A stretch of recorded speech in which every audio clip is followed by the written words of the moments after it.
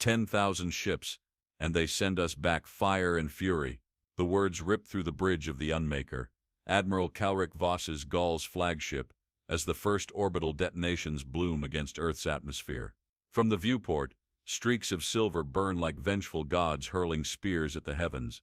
Kinetic rods fired from concealed planetary silos scream upward at hypersonic speeds, igniting the sky in violent streaks. The first strike punches through dozens of Dominion warships before Calric can even process what's happening. Alarms shriek, energy barriers flicker under impacts they were never designed to withstand. The entire left flank of the fleet is in chaos, a section that should have been unshakable. Calric's quad pupils constrict as he grips the command dais, his armored fingers digging into the surface. What are those projectiles? His second-in-command, Admiral 7 Auric, hesitates, eyes flicking between screens displaying data too erratic to decipher. They're not energy-based. No propulsion signatures, Auric mutters. Pure mass moving at speeds that shouldn't be possible. Another detonation. A warship to their starboard disintegrates, in a sudden burst of metallic entrails, the hull rupturing like brittle glass. Calric turns to his weapons officer. Countermeasures, scatter shields, redirect plasma fire, burn those projectiles mid-flight. Acknowledged, the officer's claws race over the controls, but it's already too late. The kinetic rods are moving too fast. Plasma cannons fire in desperation, but there's no stopping an avalanche mid-fall. The rods gut another 500 ships in an instant. The first minute of war, and already the Dominion has taken losses, unlike anything recorded in its conquests. Calric's pulse pounds in his temples, a rhythmic hammering of disbelief. How? This is human technology. Auric's words are not spoken with arrogance this time. There's something creeping into his voice, something unfamiliar to the Dominion. Calric doesn't answer. He turns toward the hardened glass viewport, watching Earth fight back in ways no species had before. In all his years, in all the hundreds of civilizations crushed beneath Dominion rule, this has never happened. He inhales, his secondary lungs expanding with forced control.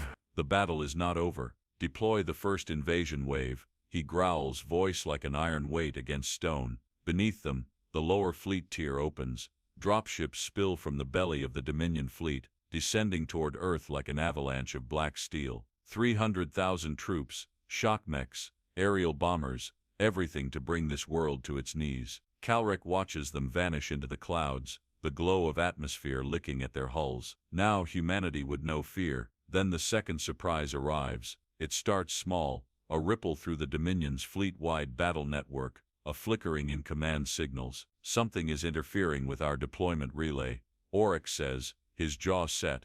Ground units are reporting. He stops, reading something on the screen that makes his mandibles twitch. What?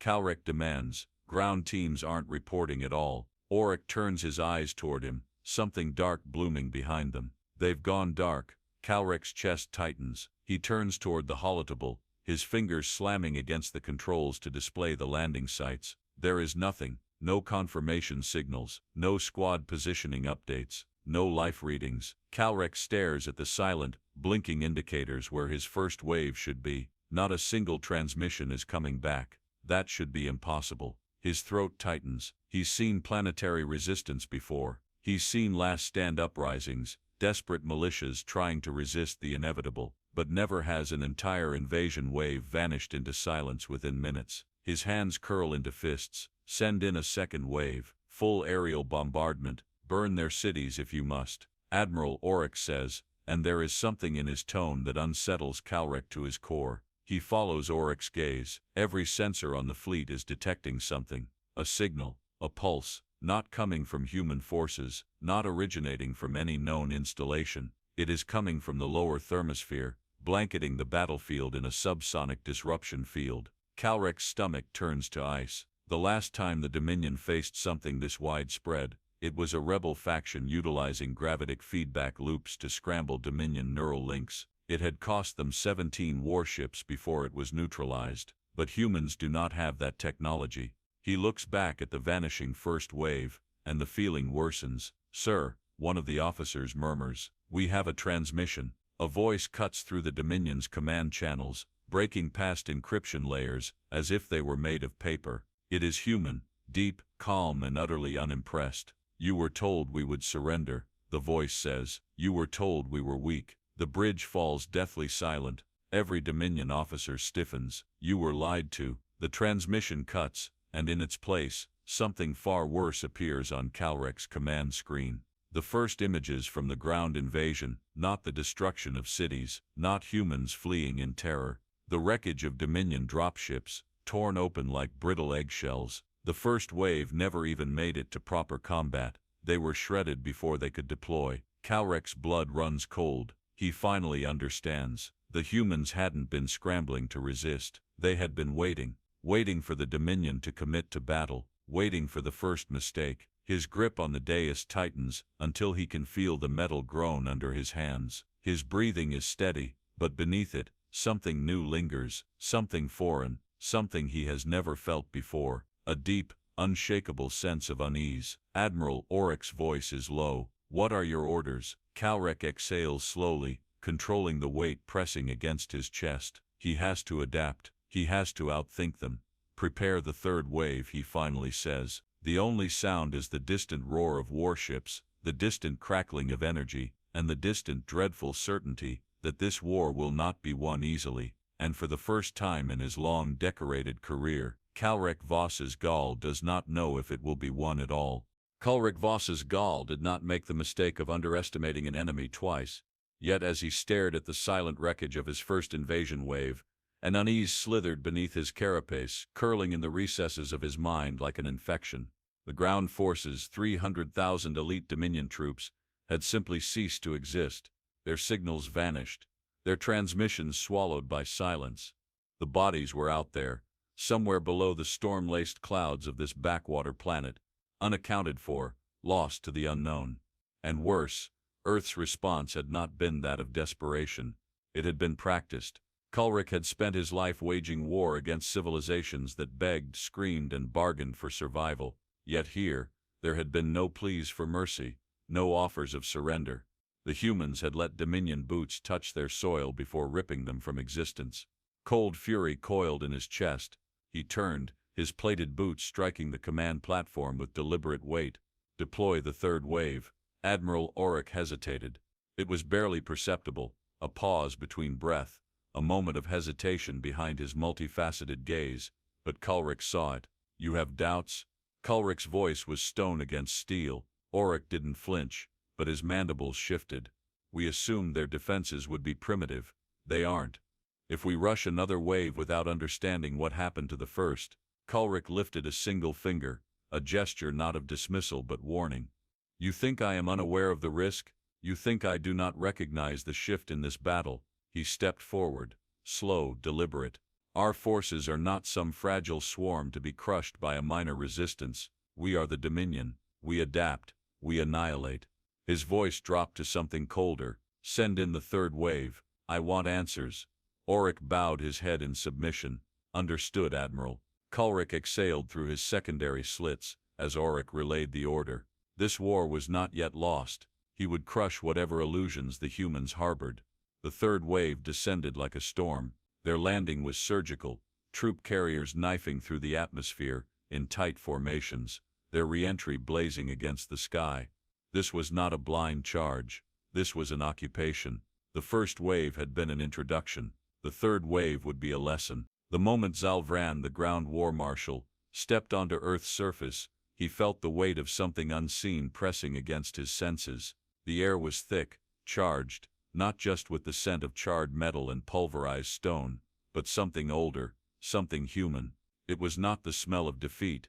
It was the scent of war. The ruins of Dominion dropships smoldered across the battlefield, their hulks cracked open like ancient bones stripped of marrow. Some still flickered with dying energy, the circuitry sputtering in failure. The wreckage was wrong. It wasn't the result of artillery or directed explosives. It looked peeled open, torn from the inside out by something unfamiliar. A static-laced signal crackled in his command relay. Marshal, we've landed. No contact yet. That was another thing that was wrong. Humans should have been here. The battle should have continued. But the ground was empty, save for the remains of the first wave. No corpses, no bodies, only the silence of something watching. Kulrik Slavran's quad-limbed platoon moved with machine-like efficiency through the skeletal remains of a Dominion warpath. Their armor, built to endure planetary sieges, gleamed against the pale sun. The thick atmosphere clawed at his plating, moisture clinging to the ridges of his exosuit like unseen fingers. The gravity here was stronger than most habitable worlds, a suffocating drag with every step. He didn't like it. Something wasn't right. Movement ahead. One of his tacticians signaled from the eastern perimeter. Infrared scans picking up. The officer never finished his sentence. The air screeched. Something ripped through the fog. Something fast, faster than Zarakar optics could track. The officer's form convulsed, his armored carapace shuddering violently before. His body collapsed inward, like a piece of paper crumpled in a titan's grip. Kulrik Slavran did not blink. Shields up. Too late. The first explosion shattered the front lines, sending shock troopers sprawling like discarded toys. The impact did not come from above. There was no streak of missiles, no aerial bombardment. It came from beneath. The ground split. Kulrik soldiers sank into the earth as hidden demolition charges detonated beneath their feet. Trenches collapsed, pulling entire platoons into the jaws of buried explosives. The first 70 Dominion warriors were dead within seconds, their bodies reduced to molten wreckage. Then, the shooting began. It did not come from open battlefield formations. It came from everywhere at once. Bullets and rail slugs tore through the remains of the shattered drop zone. Snipers, hidden in the carved-out skeletons of their own cities, fired with merciless efficiency. Each shot was a statement, not panicked, not desperate, but calculated. The Zarakar had never fought a species like this. Fall back. Defensive countermeasures.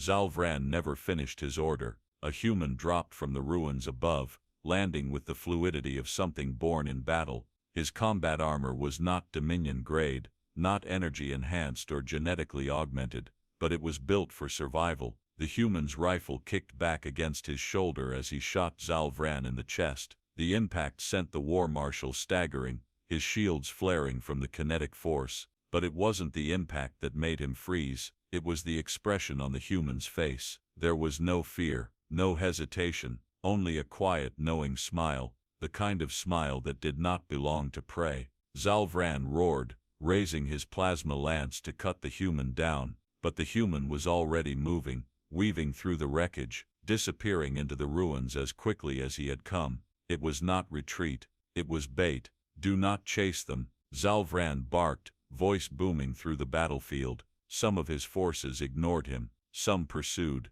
and those that did never came back. By the time the battle concluded, 80% of the third wave was dead, not because they had been overwhelmed, not because they had been outnumbered, but because they had followed the rules of war, and the humans did not fight by those rules. Up in orbit, Kulrik Voss's Gaul watched the reports flood in. The numbers were incomprehensible. This wasn't war, this was annihilation. His fleet's second-in-command, Auric, spoke carefully. We may need to reassess. Kulrik slammed his fist onto the control panel. No more waves, no more assumptions. This planet had to burn. Prepare the full-scale planetary bombardment, he ordered. And if he had to tear this world apart to its molten core, then so be it. Kulrik Voss's Gaul's patience had snapped like brittle steel. The reports from the surface were disaster after disaster, the losses cascading in a torrent of failure he had never witnessed in his long, decorated career. This was not war. This was a slaughter, but not the one the Dominion had intended. His claws curled against the control panel, the dim blue of the bridge casting long, jagged shadows over his face. Across the fleet, officers were scrambling to adjust, to counter, to understand, but Kulrik knew the truth. They were not prepared for this kind of enemy. A species without the fear of annihilation was the most dangerous kind. Prepare planetary bombardment, he ordered, his voice steady, unshaken. Auric's mandibles clicked faintly as he shifted. Admiral Supreme Command has issued strict orders regarding resource preservation. Earth is to be taken intact. Kulrik turned slowly. Do you think this world can be taken? His words were a knife across the room, slicing through hesitation. Do you think we can pacify a species that lures us into our own deaths? That twists our own tactics against us. Auric did not respond. Kulrik exhaled. Fire. The fleet obeyed. From above the wounded planet, the Dominion unleashed the sky itself. Hundreds of crimson lances erupted from the warships, streaking downward in synchronized death. Kinetic warheads, plasma destabilizers, shockwave tremors, weapons that had turned civilizations into nothing but brittle glass. Kalrek watched the first wave of destruction descend, a great burning rain set to reduce Earth to submission. Yet something was wrong. The impact never came. The weapons vanished mid-descent, not exploded, not intercepted, but simply erased from the sky. What in the name of the Dominion? Kalrek's words died in his throat as the sensor feed flickered. The entire fleet's targeting systems had shut down. A signal pulsed through the Dominion warpath, a coded distortion unlike anything recorded in galactic warfare. And then the voice returned, the same transmission that had spoken to him before. "We told you, you were lied to." On Kalrek's screen, new visuals appeared. Earth's lower orbit shifted. Thousands of previously undetected satellites activated at once, locking the entire Dominion fleet into a gravitational disruption net. It was a planetary-scale ambush. The Dominion had assumed Earth's silence in orbit meant weakness. But the humans had been waiting, hiding their countermeasures, letting the fleet commit itself fully before springing the trap. Counteract the disruption. Auric barked, his claws flying across the console. "We can't fire. Our own targeting systems are feeding false readings." Kalrek snarled, slamming his palm against the control surface. The Dominion had never encountered technology like this, because no species had ever fought them long enough to develop it. And yet, Earth had. His mind raced, switched to manual fire control. "We've lost synchronization." "Then guess," Kalrek bellowed, his patience snapping. The fleet fired blindly, unleashing devastation against nothing at all. Every shot drifted harmlessly into the upper atmosphere, redirected by gravity wells the humans had carefully placed in advance. Kalrek's hands trembled. "They set this up before we even arrived." For the first time, Auric looked at him with something other than fealty, something that resembled understanding. "They've been planning for us for a long time," Auric murmured. Kalrek barely heard him. His attention was locked onto the screens, onto the sudden devastating change in the battlefield. The humans were no longer just defending. They were pushing forward. On the ground, Earth's counter-offensive erupted like an avalanche given shape. From the battered ruins of their cities, human forces emerged in full force, no longer retreating, no longer waiting. Modified Dominion weaponry now in human hands. Reverse-engineered Dominion shielding now protecting human soldiers. The Dominion had come to conquer, but in only a matter of days, Earth had learned to fight them with their own technology. And now the humans were returning the favor. Kalrek's mind reeled at the implications. A species that did not fight to hold the line, but to evolve past it. His fleet had become a relic in real time. "Admiral," a voice trembled over the command relay. "The ground war is collapsing. Entire platoons are surrendering. Some are defecting." Kalrek felt something heavy sink in his chest. Not from fear, from recognition. He had seen the Dominion do this to others. He had watched entire species crumble, surrender, and fall in line. But now, for the first time, it was happening to them. And it was only going to get worse. Because if humans had done this in days, what would they accomplish in weeks? Kalrek's jaw tightened. "Prepare my personal warship," he ordered. Auric blinked. "Sir, this battle is no longer about overwhelming force." Kalrek straightened, adjusting his uniform. "It is about understanding what we are truly fighting." He exhaled slowly. "And I will see these humans for myself." He stepped away from the console, leaving Auric staring after him.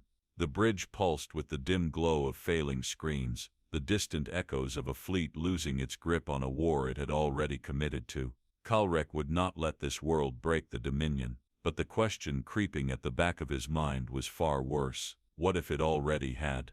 Kalrek Vosa's Gaul stood in the reinforced launch bay of the Scourge of Suns, his personal warship as the final checks were completed. The weight of his command cloak settled against his shoulders like a funeral shroud, but he refused to acknowledge the sensation creeping up his spine. He was not here to entertain doubt, he was here to understand. The battle above Earth was crumbling. His fleet, once an unshakable force of conquest, was bleeding out in silence. The humans had turned every assumption into an unpredictable blade, warping gravity, hijacking Dominion weapon systems, forcing troops to surrender through psychological tactics that should not have worked on a species so inferior. Calric refused to believe they were inferior anymore. He had watched empires die before, had seen the moment when pride became a tombstone. It always began with the realization that the enemy was not what they had expected. And this was beyond anything he had ever witnessed. Final approach sequence locked, the navigation officer announced. Ground insertion in 4 minutes. Calric gave no response. He stepped into the drop chamber, his armor adjusting to the shift in atmospheric pressure. The walls around him throbbed with kinetic tension, the warship compensating for Earth's turbulent gravity wells. His guards stood rigid at his flanks, armed with plasma spears that crackled in the dim red light. He had handpicked them, veterans who had seen dozens of wars, warriors who had never once flinched before an enemy. Yet now Calric could feel it, the same cold silence settling over all of them. They were not afraid. They simply did not know what awaited them. The drop sequence engaged. The ship cut through the sky like a burning blade, falling toward a world that had already swallowed 3 invasion waves whole. The first thing he noticed upon impact was the quiet, not the absence of sound. No, there was plenty of that. Distant gunfire snapped through the ruins, an occasional explosion rumbled beneath the fractured skyline. The air carried the bitter tang of scorched metal and burning composites, but it was not the stench of defeat. It was the smell of resistance that refused to die. His boots pressed into the fractured pavement, the impact thrumming up his limbs. Ash floated in the air, thick as a funeral veil, carried by the low winds that whispered through the skeletal remains of human structures. Dominion drop sites were nearby, their wreckage still smoldering. Some of the crushed hulls bore scorch marks and punctures from projectile-based weapons, primitive but devastatingly effective in the right hands. His guards moved silently, forming a protective arc around him. Their weapons swept over the abandoned streets, scanning for movement, but nothing came. Nothing except the feeling that they were being watched. Calric's gaze swept across the shattered cityscape, scanning for any sign of the humans who had reduced his forces to whispers. A flicker, a shadow in the ruined buildings above. Contact, one of his guards murmured. Calric lifted a hand. Hold fire. A presence moved just beyond the collapsed steel beams ahead, slipping through the ruins like a phantom born of war. Then a voice called out, cutting through the dead air. Admiral Calric Vos's Gaul, we were expecting you. The words did not come from fear or reverence. They came calmly, as if this were a meeting between equals. Calric narrowed his eyes. A single human soldier stepped into view, not armored like his Dominion warriors, not enhanced, no energy shielding, no exoskeletal plating, and yet he moved with the kind of confidence only a creature certain of victory possessed. Lower your weapons, Calric ordered his guards. They hesitated.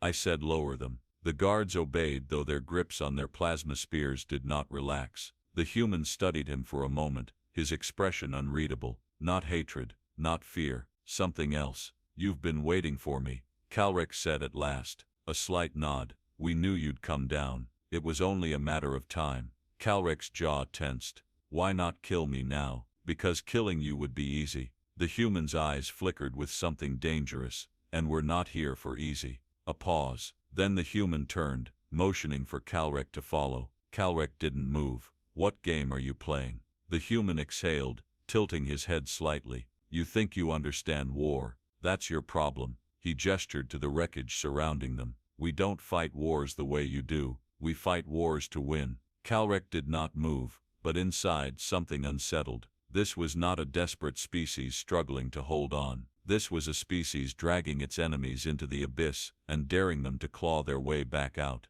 You want answers? The human said. Then walk. Calric glanced at his guards. They were warriors, bred for conquest, but right now their instincts were screaming the same thing his were. This was wrong. No species should have been able to withstand this much punishment and still be standing. And yet here they were, still standing, still waiting. Calric exhaled and stepped forward. The human gave a knowing smirk before leading them into the ruins of a war that had already been decided. Calric had seen civilizations burn and break under the Dominion's rule, but this felt different, and he had a feeling he was about to learn why. Calric Vos's Gaul followed in silence. Each step carried him deeper into the shattered veins of this city. Not a ruin, not yet, but something reshaping itself in the fires of war. The buildings, though broken, stood defiantly, their steel skeletons refusing to collapse. Shadows moved through the wreckage, distant figures watching, waiting. They were not afraid. His guards stayed close, their weapons heavy in their hands, not raised, not fired. Because the human leading them, the soldier with no name, no rank insignia, no visible fear, had given them no reason to, and that was what unsettled Calric the most. This was not the reception a conqueror received. This was not how war ended. This was something else. The ground was uneven beneath his boots, cracked and littered with the remnants of a war still unfolding in the distance. Echoes of distant gunfire stitched the air together, sporadic yet deliberate. Not desperation, not retreat. The humans were still hunting his kind down. His communicator crackled with a message from his fleet, urgent and demanding. He ignored it. He could guess what it said. They were losing. The Dominion was not just being outmaneuvered, it was being dismantled from the inside out.